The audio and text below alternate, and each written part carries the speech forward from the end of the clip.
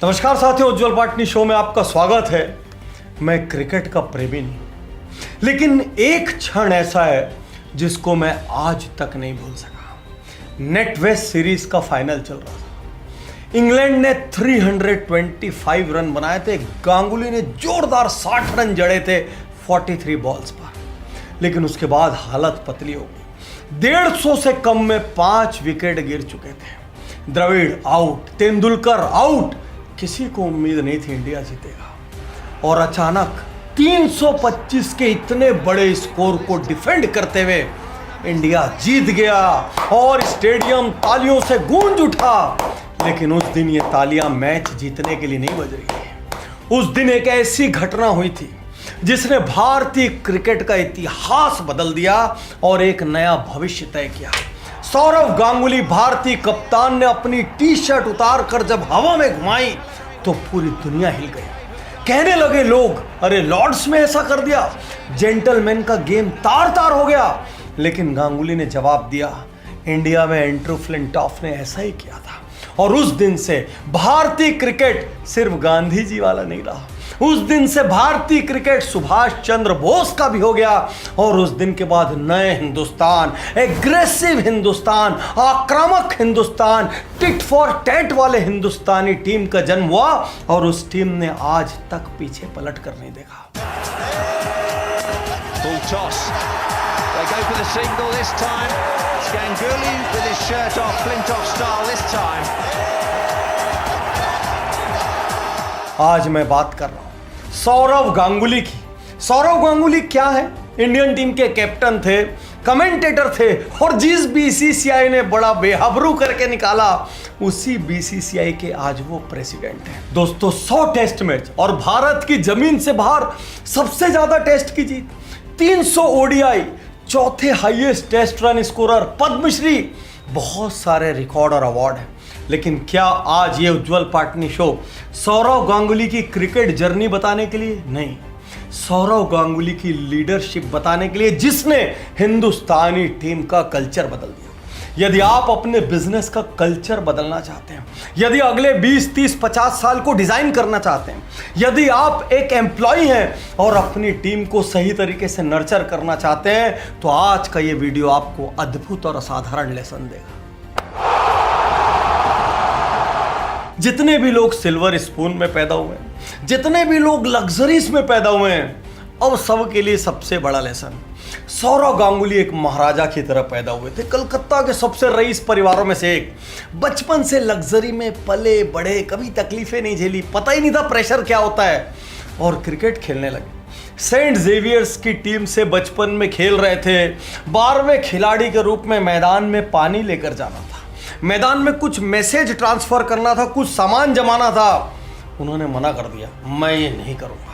Team के खिलाड़ियों ने शिकायत की तो वो कहते ये मेरे स्टेटस के नीचे का काम है। चलिए कोई बात नहीं, मामला चलता रहा। सौरव खेलते रहे, खेलते खेलते रणजी ट्रॉफी में बहुत अच्छा प्रदर्शन किया और इंडियन टीम में आ गए। इंडियन टीम में जब पहला मैच खेला, 3 रन बनाकर आउट हुए, लेकिन टीम से 3 रन के कारण मेनली नहीं निकाला गया। इसलिए निकाला गया क्योंकि वो एरोगेंट थे, और कहते हैं वहां भी शायद उन्होंने मैदान पर पानी ले जाने से मना कर दिया था, और ऐसे ही कुछ और नखरे दिखाए थे। सौरव गांगुली का नखरा बहुत भारी पड़ा। 4 साल क्रिकेट से बाहर रहे, 4 साल इंडियन टीम में खेलने को नहीं मिला, नीचे परफॉर्मेंस दिखाते रहे, लेकिन यहां उन्होंने खुद को ट्रांसफॉर्म करने का निर्णय लिया। पिछले 15-20 साल की जो आदतें अपने भीतर थी, उनको बदलने का निर्णय लिया, और बदल के एक बार फिर अपनी जबरदस्त धमाकेदार परफॉर्मेंस से इंडियन टीम का हिस्सा बने, और आते साथ पहले ही टेस्ट मैच में शतक जड़ दिया। दोस्तों, लेसन क्या है? आदतें कितनी भी पुरानी क्यों ना, आदतें कितनी भी गहरी क्यों ना हो, यदि लक्ष्य चाहिए तो आपको बदलना पड़ेगा। If you are not upgrading, you are downgrading. दोस्तों, दादा की दादागिरी के, लीडरशिप के और किस्से आपको सुनाऊं, और आपको इंस्पायर करूं, और बड़े सपने दूं, उसके पहले याद दिला दूं, यदि ये उज्जवल पाटनी शो आप तक किसी के माध्यम से पहुंचा है, तुरंत उज्जवल पाटनी यूट्यूब चैनल सब्सक्राइब करें। 400 से ज़्यादा उज्जवल पाटनी शोज हैं, 30 से ज़्यादा बायोग्राफीज हैं, एक दिन में एक भी सुनोगे, जिंदगी में क्रांति आ जाएगी। और यदि पहले से सब्सक्राइब कर रखे हो, बेल आइकन दबा देना, नहीं तो नोटिफिकेशन नहीं आएगा और बहुत जबरदस्त किस्से कहानियां आपसे मिस हो जाएंगे, उज्जवल पाटनी शो आपसे मिस हो जाएंगे। तो चलिए दादा की दादागिरी पर आगे बढ़ते हैं। सब कहते हैं हिंदुस्तानी टीम को सौरव गांगुली का ऋणी होना चाहिए, लेकिन क्यों कहते हैं जरा इसको समझते हैं। 90 और 2000 के दशक में ऑस्ट्रेलिया टीम जंगलियों की तरह खेल रही थी। मैदान में वो जितना क्रिकेट खेलती थी उतना ही क्रिकेट दिमाग में खेलती थी। खिलाड़ियों के पीछे खड़े होकर गाली गलौज करना, अपशब्द कहना, टॉन्ट मारना, मुंह बनाना और खिलाड़ियों का पूरा कंसंट्रेशन बिगाड़ देना। अब क्रिकेट तो भद्र लोगों का खेल था, तो बाकी टीमें ऐसा करती नहीं थी और हिंदुस्तान तो वैसे ही शांति प्रिय था, तो हिंदुस्तानी खिलाड़ी तो और नहीं करते थे। लेकिन गांगुली आए, गांगुली ने बोला अब पिच में भी खेलेंगे और अब माइंड में भी खेलेंगे। गांगुली ने बोला साम दाम दंड भेद, लक्ष्य के लिए सब जाया जाए, सब करेंगे, लेकिन जीत देश के लिए लेकर आएंगे। उन्होंने अपनी टीम को बोला टिट फॉर टैट, वो एक बोले तुम दो बोलो, वो एक बदतमीजी करे तुम दो बदतमीजी करो, अब हारना नहीं है। और इसको आगे बढ़ाते हुए उन्होंने क्या किया, एक बार स्टीव वॉग मैदान में टॉस के लिए खड़े इंतजार कर रहे हैं, चेहरा पसीने से लथपथ है, गुस्सा साफ नजर आ रहा है, कारण गांगुली साहब अभी आए नहीं है और गांगुली माइंड गेम खेल रहे हैं। स्टीव वॉग को मैदान पर इंतजार कराते रहे और इंतजार कराने के बाद जब वो आए तब तक स्टीव वॉग तमा चुके थे। यही नहीं छोड़ा, पूरे मैदान पर पूरे समय कमेंट करते रहे और ऑस्ट्रेलियाई टीम भारतीय टीम का नया रूप देखकर हिल गई। टी शर्ट उतारने और मैदान पर इस एग्रेशन से क्या हुआ, भारतीय टीम बदल गई। भारतीय टीम तेज सोचने लगी, आक्रामक सोचने लगी, जीत का सोचने लगी, दूसरे लोगों को उनके घर में घुस के हराने का सोचने लगी। और उस समय ऑस्ट्रेलियाई टीम को स्वीकार करना पड़ा कि यदि दुनिया में कोई टीम हमारी आंख में आंख डालकर देख सकती है तो वो भारतीय टीम। लेसन क्या है, पूरी इंडियन टीम का डीएनए बदला सौरव गांगुली ने और वो टीम आज तक जीत हासिल कर रही है। आज हमारी बॉडी वर्ल्ड की सबसे शक्तिशाली बॉडी है। ठीक इसी तरीके से क्या आप अपने बिजनेस का डीएनए चेंज करना चाहते हैं? क्या आप कल्चर चेंज करना चाहते हैं? छोटे छोटे चेंज करने से बड़े परिणाम नहीं मिलेंगे। बड़ा परिणाम यदि चाहिए तो पूरा का पूरा कल्चर बदलना पड़ेगा। वो जो सालों से कर रहे हैं वो उखाड़ के फेंकना पड़ेगा, भले वो करते हुए भीतर से अनकंफर्टेबल महसूस हो। और जब आप ये करेंगे तो अगले 25-50 साल के लिए आप रेडी हो। और यहां पर मुझे चक दे इंडिया में शाहरुख खान का बोला हुआ एक डायलॉग याद आता है, जिसको सुनते साथ हम सब रेस हो गए थे। वो 2 मारे तुम 4 मारो, वो 4 मारे तुम 8 मारो, इतना मारो कि आगे से वो हॉकी पकड़ने से डरे। कोमल प्रीति नेत्रा के रास्ते में एक बार जो आए वो दोबारा आने की हिम्मत ना करे। हमला करो उन पे, तब तक हमला करते रहो जब तक या तो वो टूट जाए या फिर तुम टूट जाओ। अब जो किस्सा बताने जा रहा हूं, यदि आप एंटरप्रेन्योर हैं, यदि आप किसी कंपनी में सीनियर पोस्ट पर एम्प्लॉय है, सेल्फ एम्प्लॉयड प्रोफेशनल हैं, आप किसी संगठन में किसी पद पर हैं, हर किसी के लिए किस्सा क्रांतिकारी है। गांगुली ने क्या बदला जिसके लिए इंडियन क्रिकेट टीम ऋणी है? गांगुली ने क्या बदला जिसकी वजह से आज छोटा छोटा टाउन का खिलाड़ी आज इंडियन टीम का हिस्सा बन रहा है? गांगुली के आने के पहले रीजनल बायस था। मुंबई की लॉबी थी, दिल्ली की लॉबी थी। इन लॉबीज के खिलाड़ी सेलेक्ट होते थे। जिस प्रांत के पॉलिटिशियन ज्यादा प्रभावशाली होते थे वहां के खिलाड़ी सेलेक्ट होते थे। गांगुली ने सब कुछ बदल दिया। गांगुली ने बोला सिर्फ मेरिट सेलेक्ट होगा, वही आएगा जिसमें क्वालिटी होगी। ऐसा नहीं है बाधाओं का सामना नहीं करना पड़ा, प्रेशर नहीं आया। गांगुली ने बोला मेरे मन मुताबिक टीम नहीं दोगे तो टीम नहीं खेलेगी, मैं नहीं खेलूंगा। आखिर लोगों को झुकना पड़ा। गांगुली ने चुन चुनकर छोटे छोटे टाउन से लोगों को निकाला।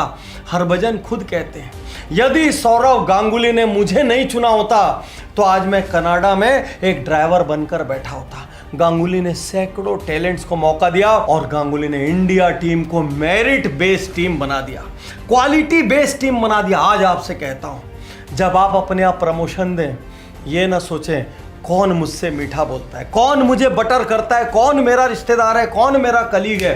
अपनी कंपनी के लॉन्ग टर्म गोल के लिए सोचें और लॉन्ग टर्म गोल के लिए सिर्फ और सिर्फ क्वालिटी का चयन करें, बाकी रिश्तेदारी बाद में निभाते रहेंगे। यदि आपकी टीम में क्वालिटी है, यदि आपकी टीम में पैशन है, यदि आपकी टीम में पागलपन है, यदि आपकी टीम एक राइट फिट है, तो दुनिया का सबसे बड़ा लक्ष्य भी आप हासिल कर सकते हैं। दोस्तों, बिजनेस गुरुकुल में जब हम लीडरशिप सिखाते थे, अक्सर पार्टिसिपेंट मुझसे कहते थे, सर ये बताइए ट्रू लीडरशिप क्या होता है, सच्चा लीडर कौन होता है? और वो जवाब मैं देता था, आज वो फिर से दे रहा हूं। मैं उनसे कहता था, सच्चा लीडर वो होता है जो आपके भीतर वो देखे जो आप नहीं देख सकते। सच्चा लीडर वो होता है जो आपको अचीवमेंट्स के लिए पुश करे।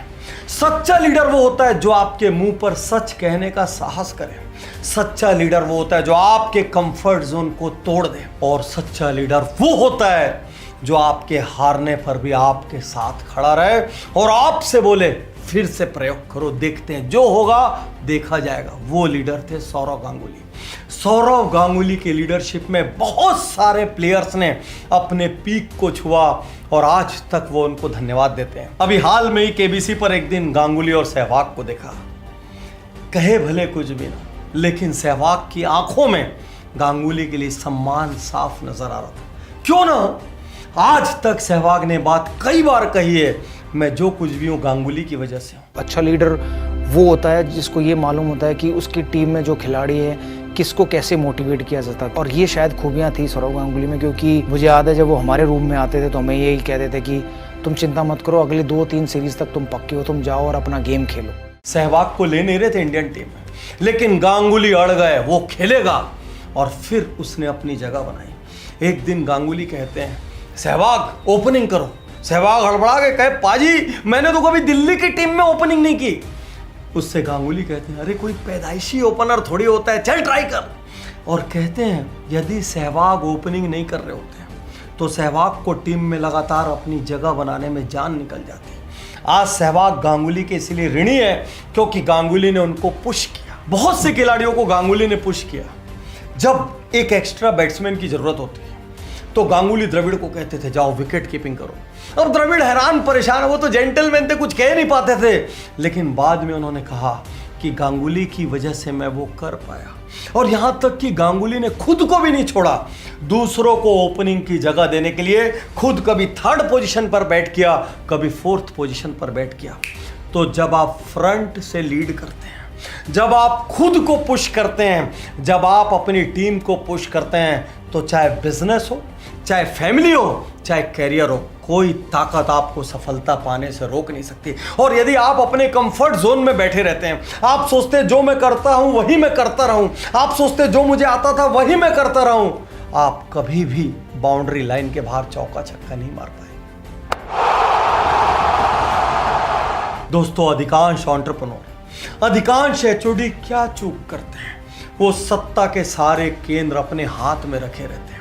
वो अपने नीचे लीडरशिप पैदा नहीं करते, वो डेलीगेट नहीं करते। यही काम सौरव गांगुली भी कर सकते थे। एक छत्र राजा थे वो, लेकिन उनकी लीडरशिप देखिए। उन्होंने अपने नीचे सचिन, अनिल कुंबले और राहुल द्रविड़ की एक टीम बनाई और इस टीम से कहा कि तुमको अपने नीचे के खिलाड़ियों को मेंटर करना है।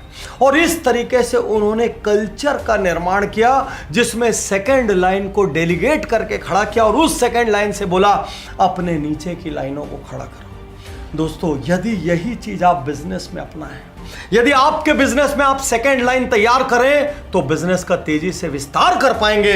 नहीं तो आपका बिजनेस हमेशा आपको पूछेगा, आपको मांगेगा। आप सारा दिन काम करके थक जाएंगे, एक दिन खत्म हो जाएंगे, उसके बाद भी आपका बिजनेस का एक्सपेंशन नहीं हो पाएगा, क्योंकि आपके पास संभालने के लिए कंधे नहीं है और तैयार हाथ नहीं है। आज ये case study Sourav Ganguly cricketer पर केस स्टडी नहीं थी, ये सौरव गांगुली द लीडर पर केस स्टडी थी, क्योंकि एक व्यक्ति के निर्माण की कहानी थी। एक टीम के पूरे डीएनए को चेंज करने, पूरे कल्चर को चेंज करने की कहानी थी। एक खेल के पूरे इतिहास को, वर्तमान को और भविष्य को बदलने की कहानी थी। और हिंदुस्तान के सम्मान को पूरी दुनिया में नए सिरे से उठाने की कहानी थी। यदि आपको भी अपना बिजनेस शिखर पर ले जाना है, यदि आपको भी अपना कैरियर शिखर पर ले जाना है, तो सबसे पहले आपको एज अ लीडर बदलना पड़ेगा।